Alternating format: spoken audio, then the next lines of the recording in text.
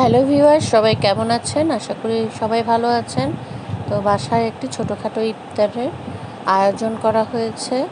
তো কিছু মেহমানকে দাওয়াত করেছি, আর ছোটোখাটো কিছু খাওয়ার আয়োজন করেছি।